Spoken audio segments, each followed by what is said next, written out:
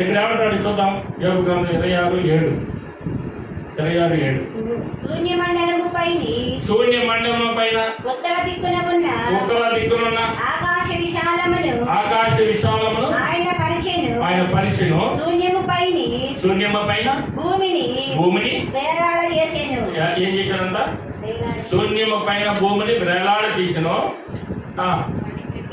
వాటి క్రింద మేఘములు చినిగిపోకుండా ఇది మీరు జాగ్రత్త వినండి. చినిగిపోకుండా ఆయన తన మేఘములలో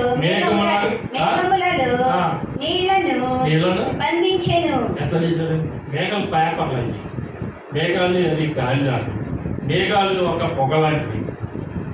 వాటిని చినిగిపోకుండా వాటిని నీళ్లు వాటితో బంధించాడంట, మేఘాలతో బంధించాడంట. నమ్ముతారు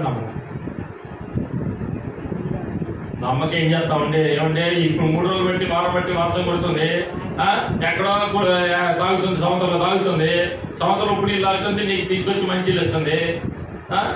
ఆ మంచిలు తీసుకొచ్చేసి మరి దాంట్లో కారొచ్చిగా తాగుతుంది కదా, మేఘాలేగా తాగుతుంది. యూట్యూబ్లో కూడా పెడుతున్నాడు, అది తాగేటప్పుడు కూడా చేస్తున్నాడు. అది తాగేటప్పుడు మేఘాలు బంధించేస్తుంది. అది బంధించేసి ఎక్కడ సముద్రం ఉంది? హైదరాబాద్ ఎక్కడ ఉంది? హైదరాబాద్ దాకా తీసుకెళ్తున్నట్టే చెరుకు పంపకుండా మరి ఒక పాత్రలో తీసుకెళ్తున్నట్టేగా, ఒక ధోనిలో తీసుకెళ్తున్నట్టేగా. నమ్మటానికి లేదంట.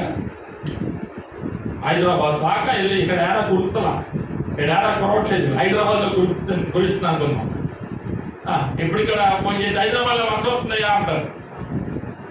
సంవత్సరం ఎక్కడ ఉంటుంది? హైదరాబాద్లో కూడా ఉంటుంది, వైజాగ్లో సంవత్సరం ఉంది, ఎక్కడో ఎక్కడ బంగాళాఖాతంలో తగ్గింది. హైదరాబాద్ ఇక్కడ సంవత్సరం ఉందా? తాగినట్టుగా అక్కడే కారిపోవాలి కదా.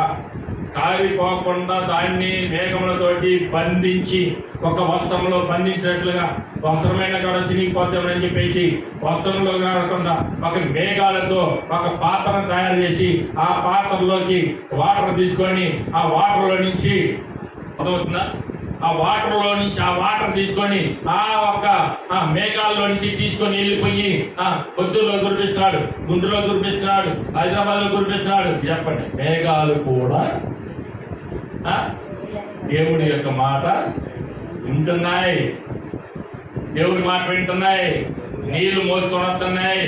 అక్కడ తాగుతుంది, ఇక్కడ వదులుతుంది. అది రాశాడా, ఇక్కడ రాయలేదా? ఒకసారి చదవండి.